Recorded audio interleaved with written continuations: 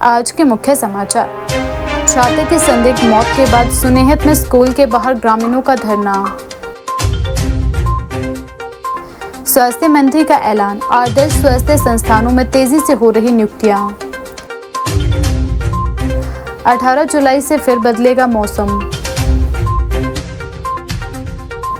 विपक्ष बौखलाहट में कर रहा राजनीति, हर्षवर्धन चौहान। हमीरपुर में मुख्यमंत्री सुक्खू का भाजपा पर हमला। सब्जी मंडी की ढही सड़क जल्द नहीं होगी बहाल। अब समाचार विस्तार से। मुख्यमंत्री ठाकुर सुखविंदर सिंह सुक्खू ने हमीरपुर दौरे के दौरान नगर निगम के नए कार्यालय भवन का शिलान्यास किया और रानी झांसी पार्क में निर्मित 13 नई दुकानों का लोकार्पण किया। इसके बाद टाउन हॉल में आयोजित जनसभा को संबोधित करते हुए उन्होंने प्रदेश सरकार की विकास योजनाओं के साथ साथ भाजपा पर भी तीखा राजनीतिक हमला बोला। मुख्यमंत्री ने अपने संबोधन में कहा कि प्रदेश सरकार विकास और जन कल्याण को सर्वोच्च प्राथमिकता देते हुए कार्य कर रही है। उन्होंने कहा कि सरकार शिक्षा, स्वास्थ्य, आधारभूत ढांचे, रोजगार के क्षेत्र में लगातार योजनाओं को आगे बढ़ा रही है तथा स्थानीय निकायों को भी सशक्त बनाया जा रहा है। अपने संबोधन के दौरान मुख्यमंत्री ने भाजपा पर धार्मिक मुद्दों पर राजनीति करने का भी आरोप लगाया। उन्होंने कहा कि भाजपा कांग्रेस पर हिंदू विरोधी होने के आरोप लगाती है, जबकि वास्तविकता इससे अलग है। मुख्यमंत्री ने कहा कि राम मंदिर की प्राण प्रतिष्ठा के अवसर पर उनकी सरकार ने पूरे दिन का सार्वजनिक अवकाश घोषित किया था, जबकि भाजपा की सरकार ने केवल आधे दिन की छुट्टी दी थी। उन्होंने कहा कि ऐसे में कांग्रेस की धार्मिक आस्था पर सवाल उठाना उचित नहीं है। मुख्यमंत्री ने कहा कि हमारी सरकार ने पूरे दिन की छुट्टी दी थी, इससे बड़ा हिंदू कौन हो सकता है। धर्म किसी राजनीतिक दल की जागीर नहीं है। उन्होंने कहा कि कांग्रेस सभी धर्मों का सम्मान करती है और धार्मिक आस्था का राजनीतिक लाभ उठाने में विश्वास नहीं रखती। उन्होंने कहा कि करोड़ों श्रद्धालुओं की आस्था से जुड़े इस मामले में पूरी पारदर्शिता होनी चाहिए। उन्होंने आरोप लगाया कि भाजपा इस गंभीर मुद्दे पर स्पष्ट जवाब देने से बच रही है। उनका कहना था कि धार्मिक आस्था से जुड़े मामलों में जवाबदेही और पारदर्शिता सबसे महत्वपूर्ण है तथा किसी भी प्रकार की कथित अनियमितता की निष्पक्ष जांच कर दोषियों के खिलाफ कार्यवाही होनी चाहिए। मुझे ये समझ में आता है कि लोग भारतीय जनता पार्टी को वोट क्यों देते हैं। हिंदू हिंदू कहने के बाद हमसे बड़े कोई हिंदू हो सकते हैं? इन्होंने तो हिंदू धर्म के नाम पर जब प्राण प्रतिष्ठा अयोध्या मंदिर में हो रही थी तो आधे दिन की छुट्टी दी थी हमारी सरकार ने, पूरे दिन की छुट्टी दी थी। हमसे बड़े समाप्ति हो सकते हैं? हम गाय पूजन करते हैं, संस्था पूजन करते हैं और ये आजकल कांग्रेस के लोगों को हिंदू का सर्टिफिकेट देने वाली भारतीय जनता पार्टी की बात होगी। ये बस सर्टिफिकेट देने का काम करते हैं। मैं ये कहना चाहता हूँ, हमारा धर्म हमें सिखाता है ईमानदारी से काम करिए, नैतिकता से काम करिए, पारदर्शिता से काम करिए। ये हिंदू संस्कृति है। इनके समय क्या हुआ? इनके समय क्या हुआ? यही कोऑर्डिनेट सिलेक्शन बोर्ड है जहां हिमाचल के कई युवा एक सपना लेकर ये सोचते थे कि आज सरकार में रोजगार दिख रहा है और मुझे मेहनत करनी है और मेरे सरकारी नौकरी प्राप्त करनी है। अपने कैडर को मजबूत करने के लिए कोऑर्डिनेट सिलेक्शन बोर्ड से पेपर लीक करवाए गए, पेपर बेचे गए। कितने युवा जो सरकारी क्षेत्र में नौकरी चाहते थे, मेहनत करते थे, कभी नकल तक नहीं मारी थी, योग्य उम्मीदवार थे, वो सिलेक्ट नहीं हुए। जिन्होंने पेपर खरीदे, जिन्होंने पेपर लीक करने वालों से पेपर खरीदे, वो सिलेक्ट हो गए। आप लोगों को नहीं पता लगा, हमारी सरकार बनी, मैंने इंक्वायरी के ऑर्डर दिए, पता लगा पेपर लीक भी करवाए जाते थे, पेपर बेचे भी जाते थे और मैंने कोऑर्डिनेट सिलेक्शन बोर्ड को बंद किया। जो पेपर लीक करवा रहे थे, जो पेपर बेचा करते थे, सब जेल की सलाखों के पीछे गए, सब जेल की सलाखों के पीछे गए। पेपर लीक हुआ नीट का,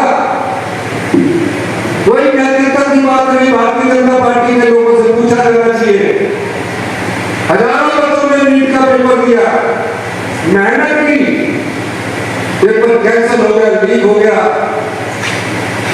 अपने शिक्षा मंत्री से इस्तीफा तक नहीं मांग सके ये भारतीय जनता पार्टी की हिंदू संस्कृति है। पेपर लीक होने पर कोई नहीं मांग सके। पुलिस भर्ती पेपर यहाँ लीक हुआ, पटवारी भर्ती पेपर लीक हुआ।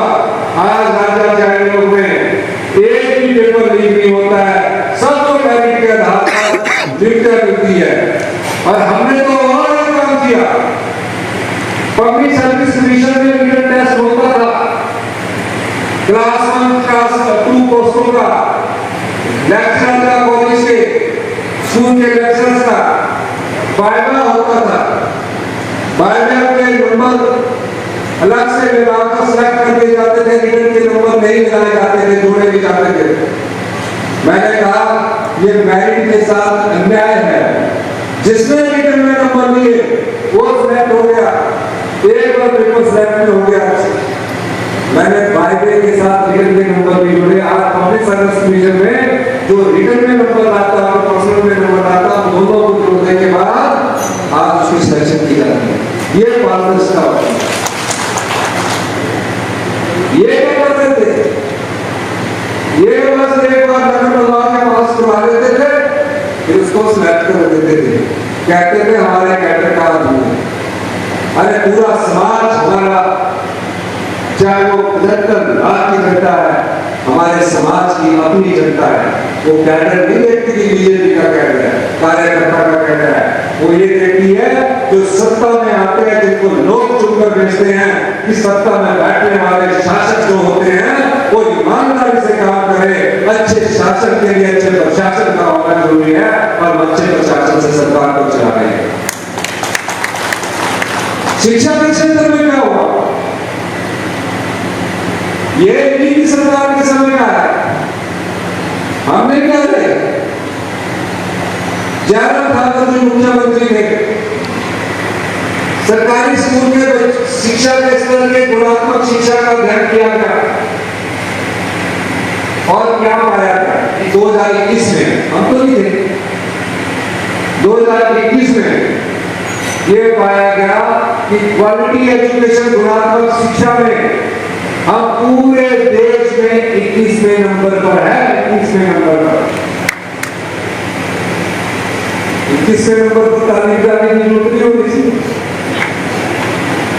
21वें नंबर पर है हमारी सरकार। हमने फैसला किया, हमारे मंत्रिमंडल के सदस्य ने फैसला किया कि शिक्षा में गुणात्मक सुधार लाने की जरूरत है। 3.5 साल के बाद उसी केंद्र की भारतीय जनता पार्टी की सरकार ने निर्णय लिया।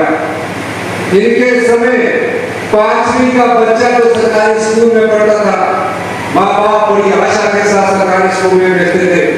सारे सरकारी स्कूलों में पढ़ने वाले जो टीचर है वो टेस्ट के थ्रू लगे हुए थे। 5वीं का बच्चा दूसरी की किताब नहीं पढ़ सकता था। ये अध्ययन केंद्र की भारतीय जनता पार्टी की सरकार ने, जयराम ठाकुर की सरकार कर। हिमाचल प्रदेश में स्वास्थ्य सेवाओं को गांव-गांव तक मजबूत करने की दिशा में राज्य सरकार लगातार कदम उठा रही है। स्वास्थ्य एवं परिवार कल्याण मंत्री डॉक्टर धनीराम शांडिल ने शिमला में प्रेस वार्ता के दौरान कहा कि सरकार बनने के बाद 70 आदर्श स्वास्थ्य संस्थानों को कार्यशील बनाया गया है। इनमें से करीब 50 संस्थानों में चिकित्सकों की नियुक्ति की जा चुकी है, जबकि शेष संस्थानों में जल्द ही डॉक्टरों की तैनाती भी की जाएगी। सरकार का उद्देश्य लोगों को उनके घर के नजदीक बेहतर स्वास्थ्य सुविधाएं उपलब्ध कराना है, ताकि गंभीर मामलों को छोड़कर मरीजों को उपचार के लिए बड़े अस्पतालों का रुख न करना पड़े। शिमला में मीडिया से बातचीत करते हुए स्वास्थ्य मंत्री डॉक्टर धनीराम शांडिल ने कहा कि प्रदेश सरकार स्वास्थ्य सेवाओं के बुनियादी ढांचे को मजबूत करने के लिए लगातार कार्य कर रही है। उन्होंने बताया कि प्रदेश में 70 आदर्श स्वास्थ्य संस्थान पूरी तरह कार्यशील हो चुके हैं। इनमें से लगभग 50 संस्थानों में चिकित्सकों की नियुक्ति भी कर दी गई है, जबकि शेष 20 संस्थानों में भी जल्द डॉक्टरों की तैनाती की जाएगी। उन्होंने कहा कि सरकार की प्राथमिकता है कि ग्रामीण क्षेत्रों के लोगों को उनके घर के नजदीक गुणवत्तापूर्ण स्वास्थ्य सुविधाएं मिले, ताकि उन्हें छोटी बड़ी बीमारियों के इलाज के लिए आईजीएमसी या कमला नेहरू अस्पताल जैसे बड़े चिकित्सा संस्थानों पर निर्भर न रहना पड़े। धन्यवाद। ये आज जो मैंने प्रेस कॉन्फ्रेंस की, काफ़ी डिटेल्ड कॉन्फ्रेंस थी। मैं इतना ही सबमिट करूँगा कि हमारे पिछले लगभग एक वर्ष में कहूँगा, ये जो हमारे सिविल वर्क्स की कंप्लीशन के लिए लगभग 325 करोड़ रुपए का हमने आवंटन किया था, जो काम चल रहे हैं। मैं भी बीच में उनको देखता रहता हूँ। हमारी मेन जो सच में अचीवमेंट्स कहूँगा मैं कि वो ये नंबर 1 ये है कि जब हमने स्वास्थ्य विभाग, मतलब सरकार का गठन हुआ और उसके बाद ये खासकर जो आगे का क्रम चला, तो मेरे पास स्वास्थ्य विभाग था, तो मैं पहले आपको स्वास्थ्य विभाग के बारे में बताऊंगा। पहला कि हमने 70 आदर्श स्वास्थ्य संस्थान जो हैं वो फंक्शनल किए हैं, परंतु उनमें पोस्टिंग जो हमारी डॉक्टर की हुई है वो सच में अभी तक 50 तक ही हम पहुंचे हैं। इसका मतलब 20 आदर्श स्वास्थ्य संस्थान में अभी लोग जाने हैं। एक स्वास्थ्य संस्थान में 6 स्पेशलिस्ट होते हैं, जो कि medicine, surgery, gynaecologist and possible you can sometimes give orthopaedics also. इस प्रकार के ऐसे लोग जिनकी सेवाओं के लिए लोगों को गांव से या तो एएनएच पहुंचना होगा या डीडीयू या आईजीएमसी, कम से कम इफ ज़्यादा सीरियस हो तो जब उनको जाकर पीजीआई या आगे भी जाना पड़ता है। तो मेरा अपना मानना है कि इसमें क्या शामिल है: CT scan, ultrasound machine, x-ray machine, that will also been provided most of the other sources. मैं नहीं कहूँगा सबको पहुँचे, पर चूँकि ये साथ साथ भी बताना चाहता हूँ कि हमारी स्वास्थ्य की प्रोक्योरमेंट प्रक्रिया भी चालू है। मैं इस प्रोक्योरमेंट कमेटी, कॉर्पोरेशन कहते हैं इसको, मेडिकल, इससे high power purchase committee corporation, इसका स्वयं ही चेयरपर्सन भी हूँ। अभी तक 3,300 करोड़ रुपए के सामान दिए जा चुके हैं या पाइपलाइन में हैं और बट रहे हैं। तो वैसे मोटी मोटी बताना चाहता हूँ कि हमारे 300 जो है मेडिकल ऑफिसर इन्हीं दिनों में जस्ट वो मंथ और 2 में भरे गए हैं 300। और वो इसलिए बता रहा हूँ कि जब हमने टेक ओवर किया था तो हमारे पास 35-40%, किसी में थोड़ा सा बेटर होता है, थोड़ा और 1-2% ज़्यादा होगा, तो जो मेरा मानना है वो ऐसे हमारे स्टाफ बटा हुआ था, बहुत डिप्लीटेड स्ट्रेंथ थी। आप हैरान होंगे कि मैं जब लाहौल स्पीति गया तो एक बड़े ऐसे इलाके में जहाँ की बहुत ज़रूरी है, पांगी से शॉर्ट ऑफ थी वो जगह, और मुझे बुरा लगा कि वहाँ एक ही सिर्फ एक नर्सिंग असिस्टेंट है, जिसको चाहे आप डॉक्टर कह लो, चाहे उसको नर्स कह लो या कुछ और। कहने का मतलब कि वही हालत लगभग उस क्षेत्र की थी जो कि दूर दराज के क्षेत्र कहलाते हैं। हाँ, जैसे किसी लाइक सोलन हो, शिमला हो, या जो भी जहाँ कंफर्ट जोन हो थोड़ा होता, वहाँ लगभग इससे ज़्यादा स्ट्रेंथ भी थी। लेकिन अब हमने क्या किया है, मैं सच बता रहा हूँ आपको कि देखो ये इनसे 200 पोस्ट नहीं, हमारे रोगी मित्र भी हमने 500 इंडक्ट कर दिए जो कि जा रहे हैं। ये हमारा जो होता है ना Himachal Pradesh electric development corporation, इसके पास ये इलेक्ट्रॉनिक डेवलपमेंट कॉर्पोरेशन के काम दिया गया है।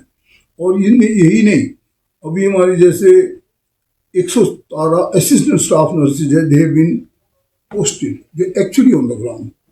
और इसी प्रकार से मैं कह सकता हूँ आपको कि हमारे 41 पोस्ट रेडियोग्राफर की जो प्रोसेस फिलिंग अप की शुरू है, 145 OTA जो ऑपरेशन थिएटर असिस्टेंट है, जो कि बड़ी ज़रूरी है, ये हमने किया है। बाकी मैं समझता हूँ कि सून हम इन जितने भी हमारे आदर्श स्वास्थ्य संस्थान इनको प्लेस करेंगे, ताकि 6 के 6 जो मेडिकल सिस्टर और जो सर्जन है और जो वहाँ पे भेजे हुए हैं ऑर्थोपेडिक्स से हैं, दूसरे जहाँ कई जगह पर चिल्ड्रन का पेडियाट्रिक का भी गया हुआ है, तो उन सबको कोशिश करेंगे उनको 6 बोले तो 6 के 6 जाएँ। ये हमारी बड़ी भारी एक प्रयास है। उसके अलावा जो देखिए थोड़ी सी equipment, high end mechanical equipment, जैसे मैंने आपको कहा कि हमने 3,300 करोड़ हमने इस पर खर्च किए कर दिए हैं, जो कि जा भी रही है और पाइपलाइन में भी चला हुआ। इसमें सबसे बड़ी बात क्या है, जो रोबोटिक सर्जरी की मशीन है वो चमियाना से शुरू हुई, उसके बाद हमारे आईजीएमसी में आई, टांडा मेडिकल कॉलेज में भी चली गई और मंडी में भी फंक्शनल हो चुकी है। हाँ, आजकल मेडिकल कॉलेज हॉस्पिटल हमीरपुर के लिए तैयारी हो रही है, वो तैयार की जा रही है मशीन। और इसी प्रकार से मैं समझता हूँ कि जो हमारी सिटी स्कैन की मशीन है IGMC, it has been also installed. at the cost of about 6.94 crore. Digital X-ray machine has also been installed in the trauma center building. इसकी भी कोई 2.5 करोड़ के करीब कीमत है। इसी प्रकार मैं समझता हूँ कि जो पेट स्कैन लगाया है, पेट स्कैन क्या है कि जो कैंसर हो के रोगी को हर प्रकार से स्टडी करेगा, क्योंकि कैंसर एक ऐसा रोग है जिसकी एक चीज़ छूट जाती है तो न जाने कहाँ स्प्रेड कर जाए। पेट स्कैन एक बहुत ही आधुनिक और अत्याधुनिक प्रणाली है मेडिकल केयर की, जिसको लगा दिया गया है और ये तकरीबन 20.72 करोड़ की मशीन है। और इसके साथ जो मतलब इसको जो दूसरी चीज़ें हैं वो भी जो इसके साथ की ऐसी ही मशीन लगाने का प्रयास हम कर रहे हैं। हमीरपुर, टांडा मेडिकल कॉलेज और मंडी तक भी जाने का प्रयास कर रहे हैं। इसी प्रकार से बहुत सी और डिटेल चीज़ें मैं समझता हूँ कि जो छोटी छोटी निटी-ग्रिटी, ताकि जो हमारे पास, जैसे मैं उदाहरण देना चाहूँगा, 19 साल पुरानी हमारी MRI मशीन थी। तो MRI that is IGMC। IGMC जहाँ पे बहुत बड़ा लोगों का समूह आता है, OPD बहुत हैवी होती है, अगर वहाँ इतनी पुरानी मशीन हो तो किस प्रकार से आप कह सकते हो कि कोई चीज़ होगी। MRI is a very latest technology which with this magnetic and system बहुत अच्छे तरीके से ये एक प्रकार से हाई एंड टेक्नोलॉजी की मशीन है, जो मैं समझता हूँ जिसे हम कहते हैं इसको 3 Tesla MRI machine, is suppose to be the latest one. तो ये हम कर रहे हैं। और अब इनफैक्ट हमने अभी जाना था नेर चौक भी, क्योंकि ये मशीन अभी तक टेस्ट हो रही है, ये 5 ही जगह होगी हमारे। तो मैं समझता हूँ कि वो टेस्ट इसलिए हो रही है कि भाई इसकी बहुत सी चीज़ें जो इंजीनियर है उनके हिसाब से फिट नहीं, तो जब करेंगे तो अच्छा से दास्ता लगेगी, हम फिर बाद में जाएंगे।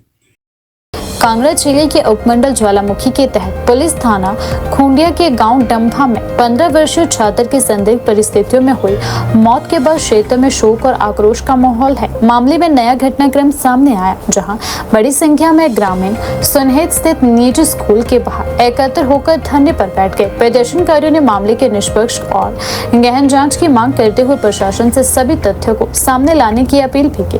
मृतक की पहचान 15 वर्षीय कबीर राणा पुत्र प्रदीप कुमार के रूप में हुई है। प्राप्त जानकारी के अनुसार कबीर देहरा स्थित एक निजी स्कूल में पढ़ाई करता था। स्कूल में 2 दिन की छुट्टियां होने के कारण वह अपने माता पिता के साथ घर आया हुआ था। बताया जा रहा है कि शनिवार शाम को परिवार के सदस्य अपने अपने कार्यों में व्यस्त थे। जब काफी देर तक कबीर बाहर नहीं आया तो परिजन उसे बुलाने उसके कमरे में पहुंचे, जहाँ उसे कमरे के अंदर फंदे से लटका हुआ पाया गया।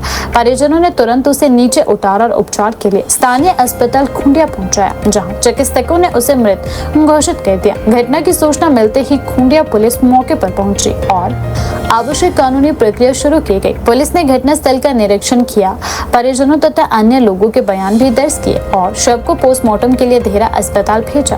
पोस्टमार्टम के बाद शव परिजनों को सौंप दिया गया है। मामले की पुष्टि करते हुए अतिरिक्त पुलिस अधीक्षक RP जसवाल ने बताया कि प्रारंभिक जांच के दौरान घटनास्थल से कोई सुसाइड नोट बरामद नहीं हुआ है। ऐसे में छात्र द्वारा यह कदम उठाने के कारणों का अभी पता नहीं चल पाया है। उन्होंने बताया कि पुलिस सभी पहलुओं को ध्यान में रखकर मामले की जांच कर रही है और पूरी जांच होने के बाद ही मौत के कारणों के संबंध में कुछ स्पष्ट किया जाएगा। उनका तहे दिल से धन्यवाद। मैं प्रशासन से यही गुजारिश करूंगा कि जो 2 आपने अरेस्ट किए हैं, एक और 2 बचते हैं, MD और गुंजन प्रिंसिपल है, उन दोनों को भी जल्दी से जल्दी अरेस्ट करें, नहीं तो हम इससे भी बड़ा धरना प्रदर्शन करेंगे। और आज 300 लोग आए हैं, हो सकता है हम 3000 लोग लेकर भी आ सकते हैं। तो हमारी प्रशासन से यही गुजारिश रहेगी कि जो दरिंदे 2 भाग रहे हैं इधर उधर, उनको भी पकड़ के कड़ी से कड़ी सजा दी जाए, ताकि आने वाले समय में किसी का बच्चा इस हादसे का शिकार ना बने। मैं इन्हीं शब्दों से अपनी वाणी को विराम देता हूं। धन्यवाद। सारे आप लोग जानते हैं और जो जानकारियां मुझे निकल कर आ रही है कि सरकार बहुत जल्द दोनों दरिंदों को भी सलाखों के पीछे डालने वाली है। छूटेंगे नहीं वो, अंतरिम जमानत लेकर क्या सोच रहे हैं कि छूट जाएंगे? गुनाह करके छूट जाएंगे। आप एक चीज सोचिए, 23 साल के लड़के को आपने बॉर्डर लगा दिया। वो तो खुद ही बच्चा, अभी उसे बच्चे की पीड़ा का क्या पता होगा। जिसने बच्चे पाले हैं, जिसके बच्चे जो स्कूलों में पढ़ाए हैं, उसको बच्चों की पीड़ा का पता होता है। वो 23 साल का ये क्राइम किया है स्कूल में, ये नेग्लिजेंसी है इनकी, ये गुनाह है स्कूल का। स्कूल मुर्दाबाद, स्कूल मुर्दाबाद। और अजय जी ने ठीक बोला, हम चंगर की माटी के लाल हैं। हर तीसरे घर में चंगर में सैनिक परिवार है, और हम अपनी के ऊपर आ गए ना तो जड़े हिला के रख देंगे। हिलाई भी है, पहले बहुत बार हिलाई है, आगे भी हिला के रख देंगे। हम पूरे जंगल वाले ईंट से ईंट मिला के रख देंगे। अंदर चाहिए वो भी जिनके लिए हम मांग कर रहे हैं। इस आंदोलन की मैंने बहुत सारे पत्रकार मित्रों को भी इतनी स्कूल के बारे में जानकारी दूंगा जितनी मुझे है कि जब से ये स्कूल खुला है तब से ही ये स्कूल शंकाओं के घेरे में है। इस स्कूल के अंदर क्या हो रहा है, क्या पढ़ाई होती है, यहाँ के लोगों को भी पता नहीं है। ये जैसे कोई अंडरग्राउंड कोई ऐसा कोई गिरोह रहता है, ये वैसे स्कूल को यहाँ का मालिक और मालकिन चला रहे हैं। और उसी का ये आज परिणाम है कि ये बहुत बड़ा हादसा हुआ है, बहुत बड़ी घटना हुई है। जो हमारा एक बच्चा कबीर इस दुनिया से हंसता खेलता चला गया। कहते हैं कि ये जो स्कूल है, इन्होंने हॉस्टल यहाँ पर खोला हुआ है, और हॉस्टल के नाम पे ही ये बच्चों को प्रताड़ित करते हैं। जब बड़े बड़े स्कूल हॉस्टल खोलते हैं, लेकिन हॉस्टल में बकायदा स्टाफ रखा होता है। जब कोई बाजार से सामान लाना होता है तो वो स्टाफ लाता है, लेकिन यहाँ बच्चों से सामान मंगवाया जाता था। ये जो भाई साहब ने, मैं दोहराना नहीं चाहूंगा कि वो कबीर बच्चा जब बाजार से सामान लाया, 10 रुपए बचे उसकी, उसने आइसक्रीम खा ली, 3 लोगों ने उसकी पिटाई की। और सुनने में तो ये भी आता है कि स्कूल के पीछे एक बहुत बड़ा कमरा है, वो इन्होंने अपना, जैसे पुलिस वालों ने एक रिमांड रूम बनाया होता है, वैसे इन्होंने भी एक रिमांड रूम बनाया हुआ है। जिस बच्चे को इन्होंने ताड़ना देनी होती है, उस कमरे के पीछे ले जाते हैं, और जो इनका ड्राइवर अभी अंदर है, वो इसका मुखिया रहता था, अभियुक्त, वो पिटाई करता था। और ये जो इसके मालिक हैं और जो मालकिन हैं, एक डायरेक्टर बने हुए हैं और एक प्रिंसिपल बनी हुई है, ये वहां खड़े होकर उन बच्चों की पिटाई करवाते थे।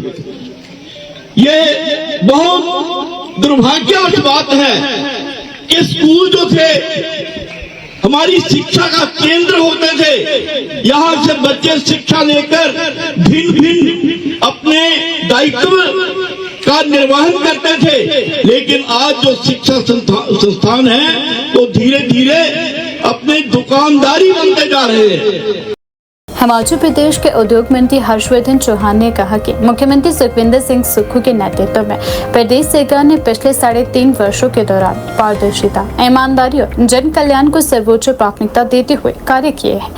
उन्होंने दावा किया कि सरकार ने हर वर्ग के हितों को ध्यान में रखते हुए विकासात्मक योजनाओं को आगे बढ़ाया है और सुशासन की दिशा में कई महत्वपूर्ण कदम उठाए हैं। उन्होंने कहा कि सरकार जनता से किए गए वादों को पूरा करने के लिए प्रतिबद्ध है और प्रदेश के समग्र विकास के लिए निरंतर कार्य कर रही है। शिमला में मीडिया से बातचीत के दौरान उद्योग मंत्री ने कहा कि कांग्रेस सरकार का पूरा ध्यान शिक्षा, स्वास्थ्य, रोजगार, आधारभूत ढांचे के विकास, सामाजिक सुरक्षा योजनाओं को मजबूत करने पर रहा है। उन्होंने कहा कि सीमित आर्थिक संसाधनों और विभिन्न चुनौतियों के बावजूद सरकार ने वित्तीय अनुशासन बनाए रखते हुए जनहित से जुड़े निर्णय लिए हैं। उनका कहना था कि सरकार का उद्देश्य केवल घोषणाएं करना नहीं, बल्कि योजनाओं को धरातल पर प्रभावी ढंग से लागू करना है। हर्षवर्धन चौहान ने कहा कहा कि जैसे जैसे विधानसभा चुनाव नजदीक आ रहे हैं, विपक्ष की बेचैनी बढ़ती जा रही है। उन्होंने आरोप लगाया कि जनता के बीच अपनी राजनीतिक पकड़ कमजोर होती देखकर विपक्ष निराधार आरोप लगाकर राजनीतिक ड्रामा करके लोगों को गुमराह करने का प्रयास कर रहा है। उन्होंने कहा कि प्रदेश की जनता जागरूक है और वह तथ्य और वास्तविक कार्यों के आधार पर निर्णय लेगी, न कि राजनीतिक बयानबाजी के आधार पर। उन्होंने कहा कि विपक्ष के पास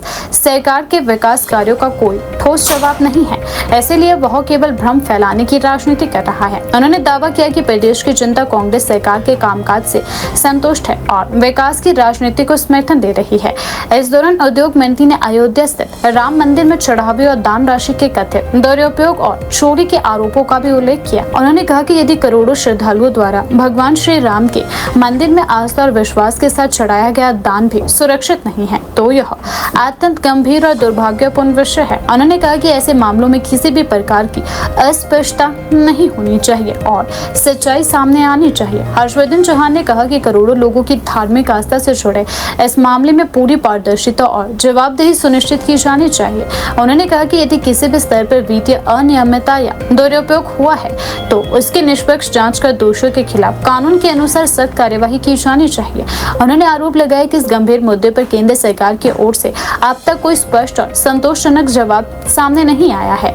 उनके अनुसार करोड़ों लोगों की आस्था से जुड़े मामले में सरकार की जिम्मेदारी है कि वह तथ्यों को सार्वजनिक करे और किसी भी प्रकार की संदेह की स्थिति को समाप्त करे। उन्होंने कहा कि लोकतांत्रिक व्यवस्था में पारदर्शिता और जवाबदेही ही जनता के विश्वास की सबसे बड़ी आधारशिला होती है। जो हिमाचल प्रदेश में राजीव बिंदल जी जो भारतीय जनता पार्टी के अध्यक्ष हैं, क्योंकि राजनीतिक बयानबाजी करने में और ड्रामे करने में उनका मुकाबला नहीं, बहुत एक्सपर्ट रहे हैं और चाहे वो सत्ता में रहे चाहे बाहर विपक्ष में भी रहे हैं। मगर ठीक है कि विपक्ष का काम सरकार की आलोचना करना है, सरकार की कमियों को ढूंढना है और जनता में उजागर करना है। विपक्ष ने भी अपना काम करना है, वो कर रहे हैं। मगर मैं ये कह सकता हूँ कि हिमाचल प्रदेश की सरकार ने पिछले 3.5 साल में मुख्यमंत्री सुखविंदर सिंह सुक्खू जी के नेतृत्व में पारदर्शिता से काम किया, ईमानदारी से काम किया और सरकार के ऊपर भ्रष्टाचार का किसी भी मंत्री पे कोई आरोप नहीं लगा है। पक्ष आरोप लगाती है, मगर मैं ये कह सकता हूँ कि अगर उनको ऐसा लगता है कि कहीं कोई भ्रष्टाचार या कोई अनियमितताएँ हुई या कमी है तो वो सर मुख्यमंत्री को, मंत्रियों को, कंसर्न डिपार्टमेंट्स के मिनिस्टर्स को जो है वो लिखित रूप में दे और हम जो है उसके ऊपर उचित कार्रवाई करेंगे। और सबसे बड़ी बात है कि विधानसभा का एक प्लेटफॉर्म होता है जहाँ पे आप अपनी बात रख सकते हैं। विपक्ष ने नियम 67 के तहत कोई 6 महीने पहले एक प्रस्ताव रखा था जिसमें सरकार ने भ्रष्टाचार और अनियमितताओं के बारे में जिक्र किया। सरकार ने उसको स्वीकार किया और विस्तृत रूप से एक पूरे दिन चर्चा हुई और उसमें भी कोई विशेष आरोप और कोई ऐसी चीज़ सिद्ध नहीं हुई है। तो सरकार जो है वो हम इनका हर चीज़ का जवाब देने को तैयार है, क्योंकि अब चुनाव नज़दीक आ रहा है तो भाजपा की और विपक्ष की जो बयानबाजी है और जो और चीज़ें हैं, राजनीतिक ड्रामेबाजी है, वो और भी तेज़ होंगी। तो इससे हम घबराने वाले नहीं, डरने वाले नहीं हैं। मुख्यमंत्री सुखविंदर सिंह सुक्खू जी के नेतृत्व में सरकार जो है काम कर रही है। गवर्नमेंट ऑफ इंडिया से जो हम उम्मीद थी कि हमारी आपदा में हमको राहत देंगे या हमको और पैसे की मदद की जाएगी, वो नहीं की है। हमारे प्रधानमंत्री जी धर्मशाला पिछले साल बरसात में अगस्त में आए हैं, 1 साल होने वाला है, मगर 1500 करोड़ रुपए की उनकी घोषणा है वो अभी तक भी हिमाचल प्रदेश के लोगों को नहीं आई है। और हमको मदद जो है वो गवर्नमेंट ऑफ इंडिया ने वही की है जो हमारा हक है। एक नया पैसा ओवर एंड अबव जो हमारा हक है उसके अलावा नहीं की गई है। चाहे प्रधानमंत्री सड़क योजना है, चाहे प्रधानमंत्री आवास योजना है या हमारे जो अदर हेड्स हैं उसमें हमारी मदद नहीं की। PDNA है और जो आपदा राहत की चीज़ें वो हमको उसमें मिला। और सबसे बड़ी बात है कि 75 साल से हिमाचल प्रदेश को RDG मिलती थी, चाहे दिल्ली में कोई भी गवर्नमेंट रही हो। हिमाचल प्रदेश कभी भी आत्मनिर्भर नहीं बन सकता है। ये उस वक़्त की सरकारें जिन्होंने हिमाचल प्रदेश को स्टेट का दर्जा दिया वो जानते थे, मगर अभी 16वें वित्त आयोग ने RDG को बंद कर दिया है। हिमाचल प्रदेश को 8 से 10 हज़ार करोड़ रुपये सालाना का नुकसान हुआ है और इसकी वजह से सारी चीज़ें जो है हमारी सिस्टम जो है डिरेल हुआ है। चाहे वो एम्प्लॉइज़ है, चाहे पेंशनर्स हैं, किसान है, बागवान है या हिमाचल प्रदेश का आम नागरिक है, उसको फ़र्क पड़ा हुआ है। मगर इसके बावजूद भी हिमाचल प्रदेश विकास की गति को जो है मुख्यमंत्री जी के नेतृत्व में जो इसको कमी नहीं आने दिया जाएगा। मैं आपको ये कह सकता हूँ। जो राम मंदिर वाली बात है, मंदिर का अयोध्या के मंदिर से चोरी होने वाली बात है, बहुत दुखद है।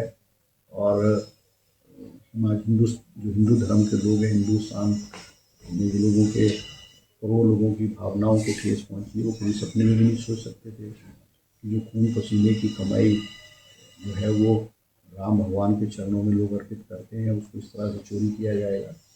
और बड़ा दुखद है ये जो फेलियर है बीजेपी गवर्नमेंट का उत्तर प्रदेश में। बीजेपी गवर्नमेंट का और डबल इंजन की सरकार है, मगर इसके बावजूद भी जो हो रहा है। और चंदे के रूप में जो मंदिर की स्थापना हुई है वो हिंदू धर्म के सभी लोगों के एक नए पैसे से हुई है, उसका कोई हिसाब किताब नहीं है। और वहाँ जो पैसा निकल जाए दिल्ली। हिमाचल प्रदेश में पिछले दिनों लगातार हुई बारिश, बादल फटने और भूस्खलन की घटनाओं के बाद फिलहाल मानसून की रफ्तार कुछ धीमी पड़ गई है। प्रदेश के अधिकांश हिस्सों में मौसम साफ रहने से लोगों को राहत तो मिली है, लेकिन यह राहत अधिक समय तक रहने वाली नहीं है।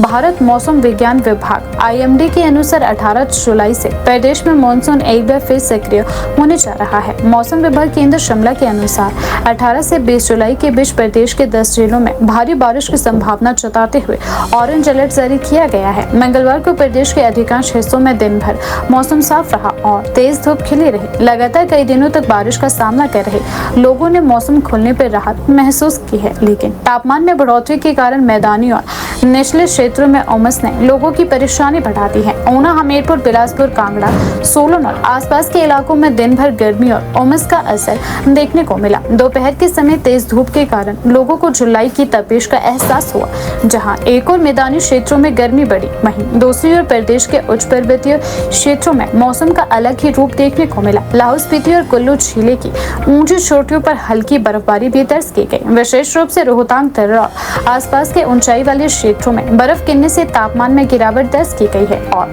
ठंड का एहसास भी बना रहा। मौसम विशेषज्ञ के अनुसार ऊंचाई वाले क्षेत्रों में पश्चिमी विक्षोभ के प्रभाव के कारण यह बदलाव देखने को मिला।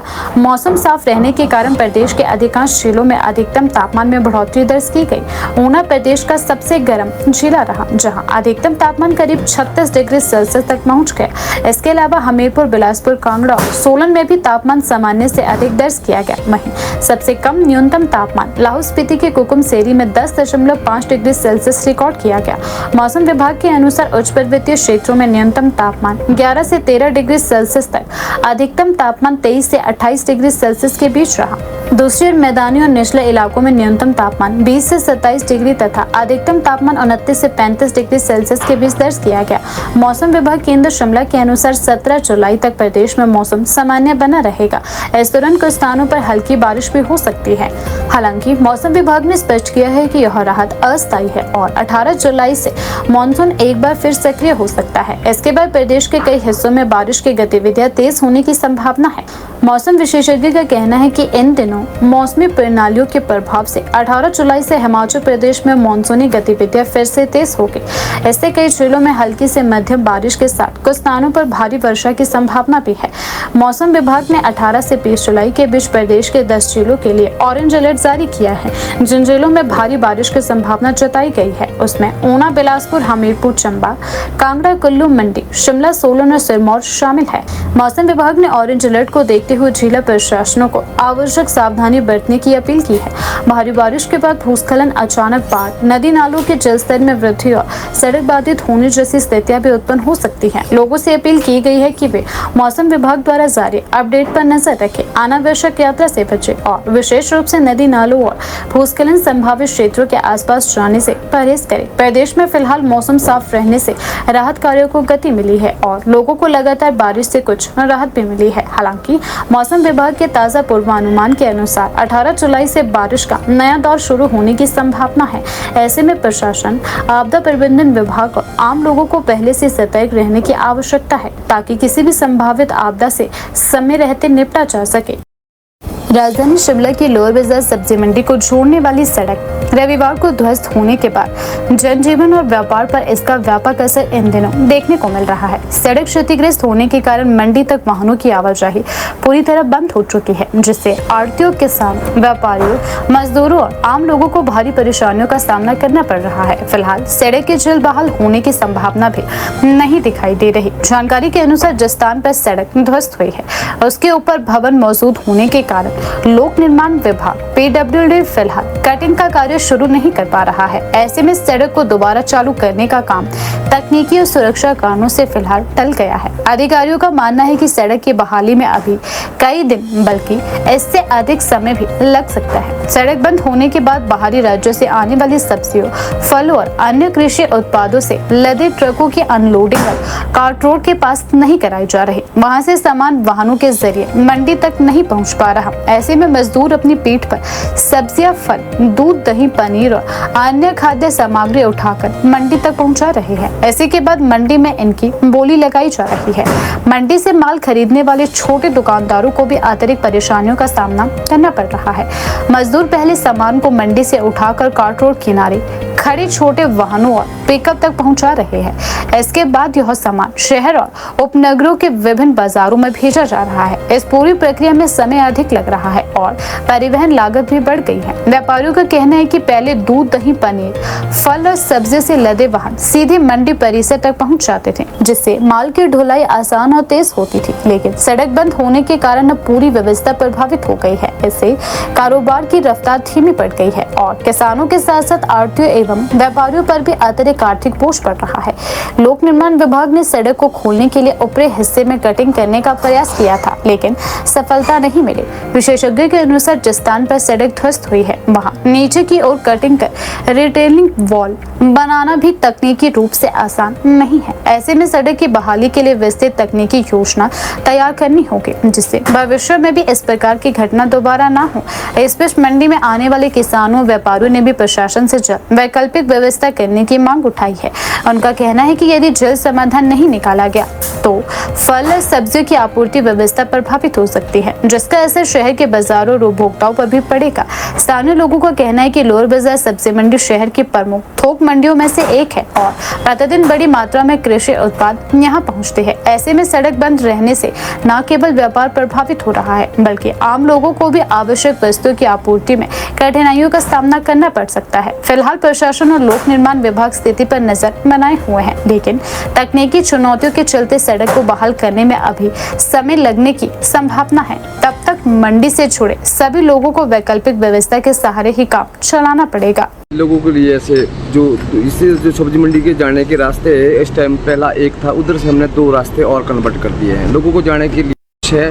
और थोड़ा ये है कि बीच में जो भी बंद है इसका काम रात दिन चल रहा है। गाड़ी नहीं जा रही तो उसके लिए हमने समाधान काटा है। जिससे शॉर्टकट है, जितना गाड़ी का किराया होता है उतना ही मैक्सिमम लेबर इधर से उठा के ले जा रही हो। तो लेबर के लिए एक्चुअली हमने 2 रास्ते कन्वर्ट किए हैं। दोनों रास्तों से लेबर के लिए आना जाने के लिए लेबर आज की डेट में बहुत खुश है कि हमारे लिए 2 रास्ते इधर तय कर दिए हैं। जो कार्य चल रहा है इसी में हम जो कार्य रात दिन हमारा जो भी कार्य चल रहा है इसका डिसमेंटल का काम मेरे पास है। हमने इस डिसमेंटल काम में कम से कम 40 मजदूर लगा रखे जो रात दिन काम चल रहा है।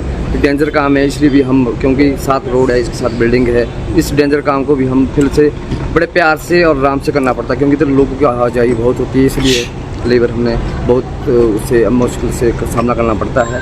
और आज के टाइम पे ऐसा है कि हमने काफ़ी काम कर चुके हैं। मैम एक्चुअली जो रोड है इसका जो स्लाइड हुआ है, मेन रोड से स्लाइड हुआ है और ऊपर तक स्लाइड हुआ है, रोड को भी नुकसान हुआ है, ऐसा नहीं है। पर इसमें ये है कि जो हम आज या कल 2 दिन के अंदर इस रोड को हम खोल देंगे। Cameras, government contract cameras